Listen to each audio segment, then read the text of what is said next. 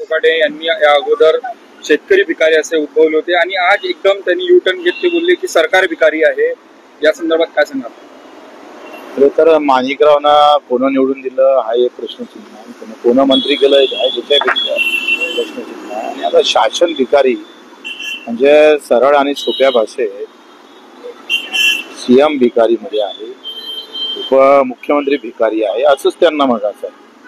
आणि कदाचित त्यांचा जो अनुभव असेल ते कृषी खात्याला पैसे मागून मागून थकले असणार, त्या नैराश्यातून त्यांचं हे विधान आलं असेल। कारण कृषी खातं आज आम्ही पाहिलं तर काय 9,000 कोटीच्या अंदरचं बजेट आहे। जलसंपदा चांगला आहे, पीडब्ल्यूडी चांगला आहे, गृहनिर्माण चांगलं आहे, गृह खातं चांगलं आहे आणि शेतीला पैसे नाही म्हणून त्यांनी ते खरं तर तपासवाले पाहिजे।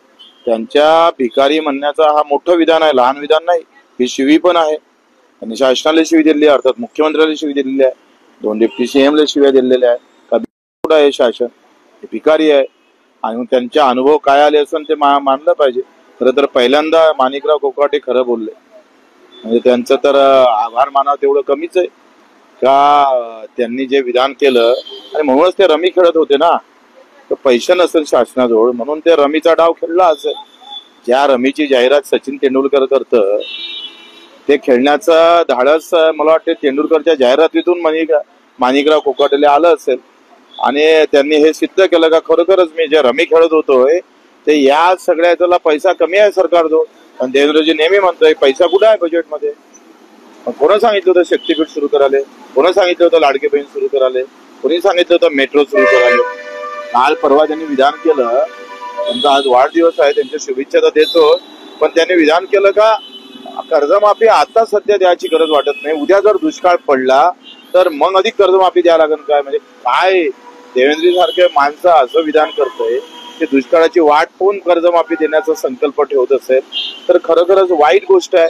आम्ही कर्जमाफी का मागतोय? कारण भावच भेटले नाही, 3,500 सोयाबीन विकावं लागली। दुष्काळापेक्षाही महासंकट होतं कारण शेतीमालाला भावच नव्हता आणि म्हणून त्याच्यातून कर्जमाफीची मागणी। आणि तुम्ही म्हटलं होतं 7/12 कोरा कोरा, तेव्हा तुम्ही त्याचं संशोधन उपाययोजना गुंतवणूक केली पाहिजे का हे काही बोलले नाही, फक्त सरळ बोलले होते कोरा कोरा। तर तेव्हा निवडणुकीत बोलले तेव्हा तुम्हाला उपाययोजना सुचल्याने गुंतवणूक करावी हे म्हणता आलं नाही, तुम्हाला 7/12 कोरा म्हणता आला। आणि त्याच्यातून आता माणिकरावच्या बिचारांची फजिती झाली, कृषी खात्याला पैसा नाही आहे आणि भीक मागल्याशिवाय पर्याय नाही आणि म्हणून त्यांनी त्या द्वेषापोटी बेकार सरकार आहे असं त्यांनी म्हटलं।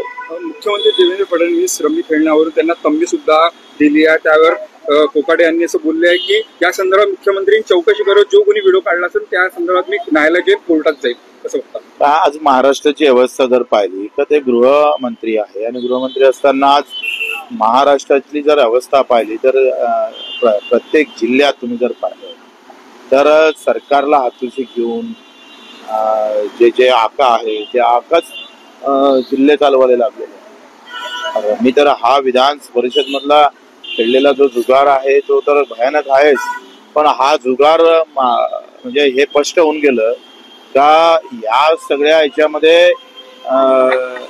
जर कृषी मंत्र्याला हे व्यसन आवरू शकत नाही तर सामान्य माणसाला काय अवस्था असेल। म्हणजे कृषी मंत्र्यानं रमी खेळलं तर लगेच त्याच्या बातम्या झाल्या, पण या रमीपायी किती लोक मरण पावले, किती लोक देश धडीला लागले, त्यासाठी मंत्री बोलायला तयार नाही आहे। आमचे मुख्यमंत्री बोलत नाही का? एवढ्या सगळ्या आत्महत्या झाल्या का बंद होत नाही ते खेळ? का बरं ते चालवलं जातं? का बरं सिनेस्टार आणि क्रिकेटर ते जाहिरात करतं? लाज नाही वाटायला पाहिजे यांना का? जिथं तुमच्या जाहिराती तुमच्या पैशापोटी तुमच्यासारखे सिनेस्टार जर आम्ही पाहतोय क्रिकेटर जर हे जाहिरात करत असेल तर हे तर त्या माणिकराव पहिल्यांदा खरे बोलले, म्हणजे त्यांना शाबासकीच द्यावं लागत। रमी खेळले आता माफ, तुम्ही खरे विधानावर खरे आले। त्यांनी मला बोलले होते बच्चू म्हणे आपल्याला निधीच नाही कृषी खात्याला, सगळ्या अर्ध्याधिक योजना बंद आहे।